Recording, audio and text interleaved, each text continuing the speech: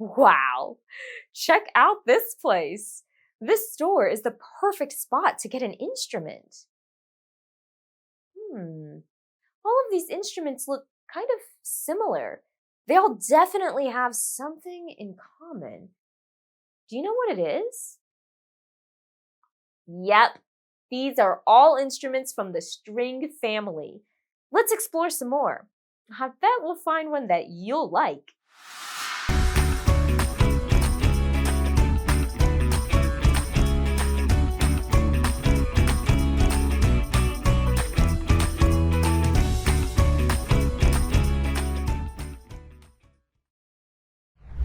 This store specializes in instruments from the string family.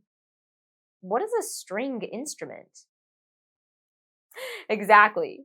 It's an instrument that has strings. In our last lesson, we said that percussion instruments get hit, shaken, or scraped. Do you think that's how a string instrument gets played? Nope. Those methods will not work on a string instrument. So, how do string instruments get played? Let's take a look. String instruments usually get played one of three ways. A musician can pluck, bow, or strum a string instrument. The player will choose which way to play based on the type of music and sound they want to create. Can you tell the difference between plucking, strumming, and bowing? The ukulele player is dragging their fingers across all of the strings at the same time. That is what it looks like to strum. The guitar player is playing one string at a time. What is that called? Plucking is right. Last but not least, see how the violinist is pulling a bow across the strings? That's bowing. The way string instruments are played is one of the characteristics that all the instruments in the family share. But look around at all of these instruments. Do you see anything else that they have in common? Yes, they all kind of look the same. The way they are put together is super similar. Almost all string instruments are built the same way. They start with a body. Most are made of wood, but some are metal. A neck is connected to the body and has a fingerboard attached to it. The fingerboard is usually a dark brown or black. At the top of the neck are the tuning pegs. A bridge is attached to the body. Last and most importantly, the strings.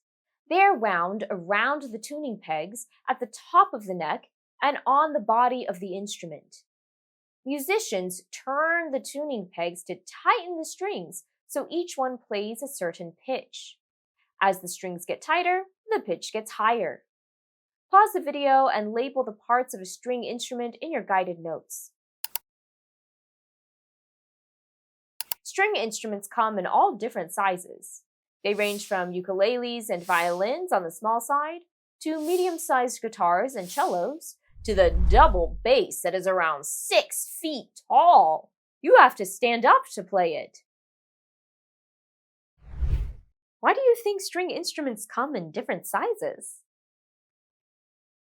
Those are great ideas. String instruments need to come in different sizes so they can play a range of pitches. Bigger instruments can play lower pitches because their strings are longer. Small instruments have shorter strings, so their range is much higher. I wonder whether we can tell how big an instrument is just by hearing it. Take a listen. Do you think this is a large or small instrument?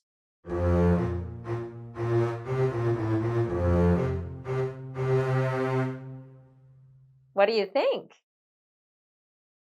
It's large.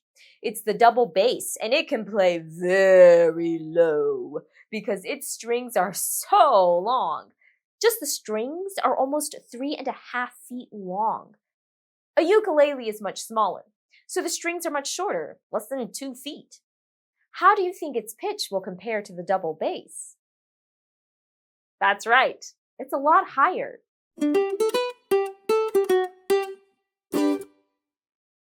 Getting to pick from different sized instruments means musicians can choose the range of pitches they want to make. We should listen to some more instruments so you can pick your favorite. You may like the timbre of one more than that of another. Do you remember what timbre is? Yep, it's an instrument's unique sound quality. Let's check out the sound and timbre of the violin versus the cello. Here's the violin. Ooh, the pitches are high. Can you think of some words that could describe its timbre? How about bright and light, like a sunshiny yellow? Now the cello. It plays lower pitches than the violin because it is so much bigger.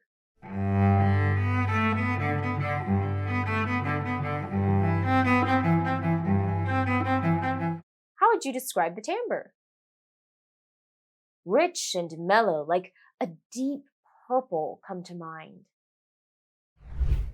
Wait a minute. When we talked about timbre in our last lesson, we said that an instrument's timbre is impacted by two things. What were they? Right, the materials used to make it and how it is played. The violin and cello are both made of wood, and they are both being played with a bow that's pulled across the strings. Why don't they have the same timbre? Any ideas? It's the size. The violin is small enough to hold. It's the baby of the string family. But the cello is on the bigger side. You have to sit to play it. Even when instruments have a lot in common, like the violin and cello, their different sizes cause them to have different timbres. So which string instrument do you like? There's so many choices. Do you like big or small instruments? Maybe you like the versatile rock and roll sound of the guitar. Or the ethereal sound of the harp. There's a string instrument for every kind of sound and personality out there. But if you haven't seen or heard something that you like, don't worry. We'll check out another instrument family in our next lesson. Thanks for joining me on this trip today, musicians. See you next time. Hey, hey.